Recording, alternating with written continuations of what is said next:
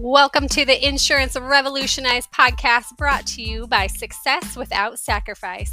I am your host and coach, Cheree Sauer, and here on the podcast, we are on a mission to revolutionize the way women in insurance do business. We will be interviewing women who are changing the face of insurance, as well as giving you tips and inspiration to grow your agency to new heights without sacrificing what is most important to you. Let's get started.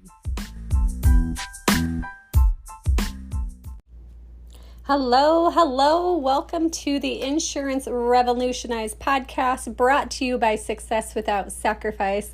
I am Cheree Sauer, your host, and today I'm going to be telling you why we started this podcast, what Insurance Revolutionized is all about, who I am, who we are at Success Without Sacrifice, and just to lay the foundation of where this podcast is going and what our mission is. So, hello there. I am Cheree Sauer. I am the CEO and co-owner of Success Without Sacrifice, along with my business partner, Tarah Dove, who's our Chief Marketing Officer and Marketing Success Coach. So if I say we, I am referencing the two of us generally, and our company, Success Without Sacrifice. So just to give you a little background of who I am, where Success Without Sacrifice came from, we have to go way back, really, to the fact that I've been a high achiever my entire life, from the time that I was in 7th grade and literally cried when I got a B on a science test, no joke. And from that point forward, it was all about grades and achievement and being the best in sports and doing whatever I could to be successful, often to my detriment. And my background, I graduated with my degree in athletic training. I have a master's degree in sports psychology, and I worked with high-performing athletes for about 14 years. And during that career, I started to get burnt out because I had very little boundaries. And when I say very little, I mean none. I would get calls on Christmas Day from athletes who, their back was in spasm and it was not an emergency. And after I had kids, it started to really take a toll on me. I traveled for almost 6 weeks straight when my firstborn son was about 8 months old. I missed his first teething. I missed his first Thanksgiving. And I was getting really worn out on not getting to be as present with my kids as I wanted. And after I had my second child, I ended up taking a leap of faith and I quit and I became a stay-at-home mom. And I thought it was going to be cupcakes and rainbows. And I thought dinner was going to be on the table by 5 and my kids would behave better and life would be glorious. Not so much. After 4 months of being a stay-at-home mom, I had hit rock bottom. I was depressed. I resented my kids. I hated being a mom. I really was at the darkest point I had ever been in my life, and I didn't know how to be a stay-at-home mom. I was used to being a high achiever and having success, and dealing with, crying children was really challenging, and I needed something else. And in that season of life, I remember just sitting at the kitchen table and crying out to God, like, there has to be something different. I know that you did not give me these kids. I know you didn't give me this life and my husband for me to feel this way, for me to literally hate my life. And in that season, I was really looking for everything else to change. So I just thought, if my kids behaved better, then I would have peace. If my husband just did X, Y, Z, then I would be happy. If we just had a bigger house, then I would find joy. If I just reached this level of success, then, right? I was looking at everything else to change who I wanted to be on the inside. And it was in that moment that God made it really clear to me that other people weren't the problem. My kids weren't the problem. My house wasn't the problem. My husband wasn't the problem. I was the problem. I needed to work on me. And that's what really led me down my self-care journey and my personal development journey. I've always loved to learn and grow. But in that season, I realized that taking care of myself was taking care of everyone around me better. if I set boundaries, if I did what I needed to do to make sure my health, my mental, emotional, physical, spiritual health was in check, then that is when I was able to be a better mom. That is when I was able to be a better wife, and I was able to show up in the way that I wanted to show up, in the way that I knew that I could show up. So that led me to starting a gift box company, a self-care gift box company, because I really wanted to encourage moms to take care of themselves. But what I realized is getting a box of products and services wasn't helping them. They weren't cashing in free massages and free services or using the products. And it was because it was about their mindset. It was about the guilt that was keeping them from taking care of themselves, from finding a babysitter to go get that massage. It was about people pleasing. It was about taking care of everybody else and sacrificing themselves. And they thought that that's what they needed to do, right? And so I realized that it was more about the mindset than it was anything else. And after 3 years being in that business, I started to find myself burnt out. One, because I knew that the products and the services weren't creating the transformation for people that I wanted it to. And two, I was still lacking boundaries. I was better at self-care. I had better boundaries, but I didn't really know how to run my business and be present. I didn't know how to run my business and have fun with my kids. It was more just checking off the boxes and the to-do lists. And it was really hard for me to shut my brain off. It was hard for me to sleep at night. And the more I started to talk about this, the more other women in business started to speak up, and I realized that they were having the same problems as I was. And I realized that nobody has given women, and really men either, but a framework for balancing life and business.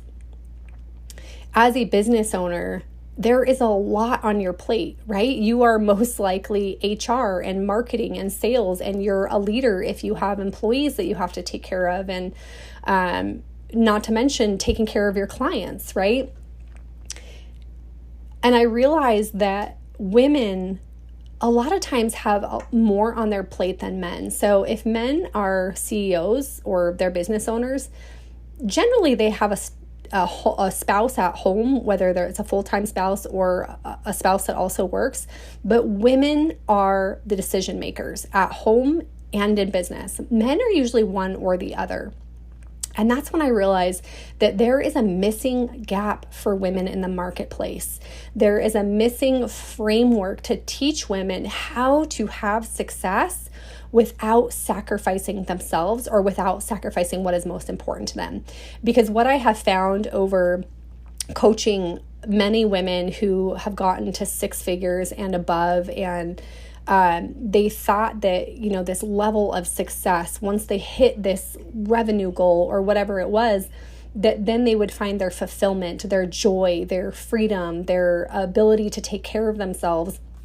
And a lot of times women end up sacrificing either their relationships or themselves.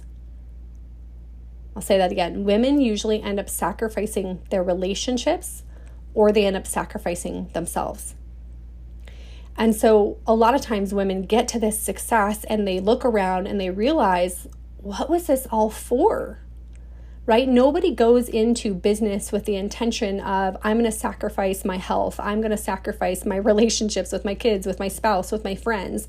Nobody goes into business thinking that. You go into business thinking, I just need to get to this revenue goal. And then once I get there, then I can focus on all these things and life will be good. But that's where the problem is. That's where the disconnect is. We can't wait until we hit those goals to start taking care of ourselves or to investing in our relationships. And this is what I kept seeing is women were super successful women at 6, 7 figures were having these breakdowns, and their bodies were either physically, mentally, or emotionally breaking down. And that's when I realized that I had this skill set that I had learned from working with athletes and learning how to create training plans for athletes that helps them to reach peak performance. So for instance, the athletes who become Olympic gold medalists are the athletes that have the right coach, the right mindset, the right skill set, and the right training plan. If they don't have the right training plan, they are likely to get burnt out and injured, and they won't peak at the right time. And when I say training plan, I'm talking about seasons. Think about the seasons in your insurance industry. If you are property and casualty, your busy seasons are probably spring, summer. If you are health, your busy seasons are November through January when open enrollment is, right? So think about the seasons of your business. Just like there's seasons in your business, there's seasons in sports. There is a rest season, a preseason, an in-season, a post or a peak season, which I'm going to be talking more about in episodes coming up. But the point of that is to say that the athletes who succeed and who do well, both in life and in their sport, it's because they have the right training plan. And that is what is missing in the business world. And that's what I recognized. And so I created a method that's called the RAMP method to help women to be able to have success, to have more success than they thought was possible without sacrificing themselves. And we all know that to be a successful business owner, you have to sacrifice something, right? I'm not saying that you don't have to sacrifice anything. That's not realistic. Success without sacrifice means that you are not sacrificing the things that are most important to you. It's having a framework to know what to sacrifice at the right time. Okay, so let's go back to the sports analogy for the Olympic athlete. In their peak season, when they are at the Olympics, what do you think their focus is on? It's all on getting that gold medal, right? They're not thinking about their relationships necessarily with their family or their friends. They're not taking time out to be with their family and friends. Their focus is on getting that gold medal. But leading up to that, they have rest seasons and they have down seasons where they have to take care of themselves. And if an athlete does not get an adequate amount of rest, it will actually decrease their performance. And I will tell you guys a story about an Olympic athlete that I actually worked with in some upcoming episodes here. But for today, I just wanted to give you the background of where success without sacrifice came from and to tell you, how do we get into insurance? So how do I go from sports? How do I go from gift boxes and coaching women into being in the insurance world? And it all started with a client of mine who you guys are going to hear from. Her name is Lisa LeBlanc. Her and her husband own an independent insurance agency. And she had signed up to come to a retreat that I put on, and she didn't show up. And she messaged me and she was like, I know I need to be there. I know that this is what I need. I just can't. I had so much on my plate this week. I'm exhausted. I just can't. She knew what she needed. She knew she needed that self-care, but her calendar was so inundated by things that she was saying yes to out of people pleasing that there wasn't enough time and space for her to say yes to herself. And we started working together. At the time, I didn't know anything about the insurance industry at all. But she hired me because she said, I have a business coach and I have a therapist. I need somebody who can help me bridge the gap between the two. How do I make the two work together? And that's when we started working together. And after working together for a few months, I started to realize that part of the stress that she was having was stress from some employees. There was some emotional stress that she was taking on. She was saying yes to too many things. And not only was she feeling burnt out, but so was her team. And so I helped them to create and implement a RAMP method for their insurance agency, worked with some of the employees that she was having issues with, that they were writing up, and they just couldn't figure out how to motivate her in the right way. And Lisa and I are going to talk more about this, and we'll dive more into this in a future episode. But that is what brought me into the insurance world. And about that time, I brought on a business partner, Tarah Dove. I do not like marketing. Marketing is my least favorite thing in the world. It's not a strength of mine, and I knew that if I wanted to grow and continue to have success without sacrificing myself and my sanity, that I needed to bring on a business partner to be my marketing person. And so together we formed our company, Success Without Sacrifice, and our mission is to revolutionize the way that women in insurance do business. And the reason that we chose insurance, so the RAMP method can really work for any industry, but we intentionally chose insurance for a couple reasons. One, we knew it was effective in the insurance industry because of working with Lisa and her team. Number two, insurance has predictable seasons. So I already talked about that. Depends on, what line of insurance you're in. Is going to look different, but there are predictable seasons. And a lot of times, the busy season can feel really chaotic and stressful. And then you have the slow seasons when it's like, oh my goodness, are we going to have enough money coming in and revenue? And how are we going to pay the bills and pay our employees, right? And there's all of that stress. And so the RAMP method comes in to really take that chaos and stress and turn it into peaceful predictability. And this has been proven to work really, really well in the insurance industry. And then third, why the insurance industry and why this podcast? And the reason is because the more that we have learned, Tarah actually has a background in marketing for the insurance industry. And she actually has 17 years of experience with marketing for law firms and insurance, and she was in government and all over the place. But she really understood insurance and understood the pain points that insurance agents sometimes have with marketing. And so together we put together our skill set to create Success Without Sacrifice. And we decided to start this podcast because, one, we want to learn more about the insurance industry ourselves. The insurance industry is like a foreign language if you don't come from the insurance industry. And so part of this is we just want to learn more about the different types of insurance that we've never worked with. And we also want to really empower women in the insurance industry to start thinking and doing things differently and hearing inspiring stories from women who are doing things differently. And again, you're going to hear from Lisa LeBlanc and what they are doing, not only because of my help, but just because of the stand that they've taken and how they lead with their values. And so I'm excited to share that episode with you guys more. But that's what sparked the interest of this, of you do not have to sacrifice yourself in order to have success. And that's one of the things that Lisa had said was, she said, you helped me realize that I could have success and fulfillment. I could have success and joy. I could have success and freedom.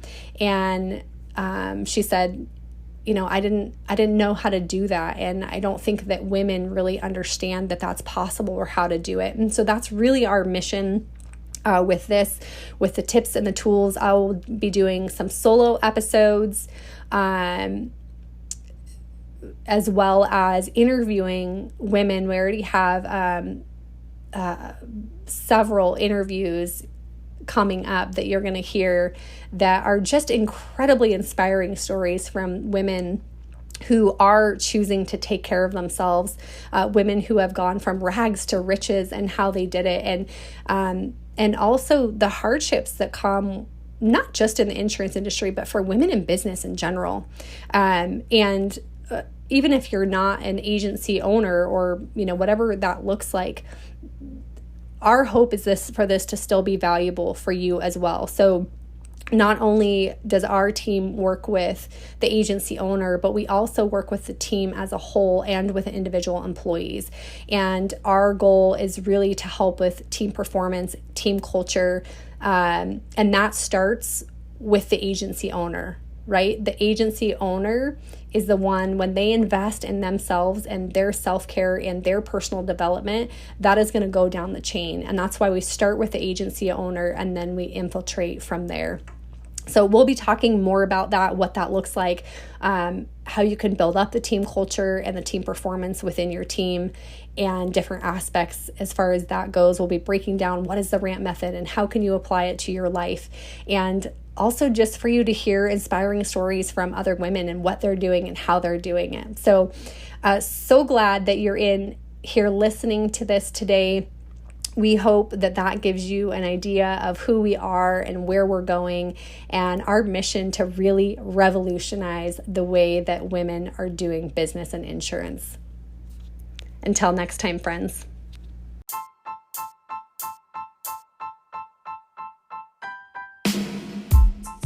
Thank you so much for listening to the Insurance Revolutionized podcast today. We know there is a lot on your plate, so it means the world to us that you stopped in to give us a listen. We hope you will join us each week as we dive into topics such as mindset, goal setting, productivity, self-care, and so much more.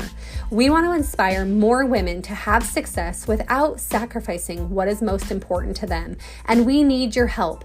If this podcast has inspired you, would you do us a favor? Would you take a minute to leave us a rating and review or share with your friends? Let's change the face of insurance for women. Until next time.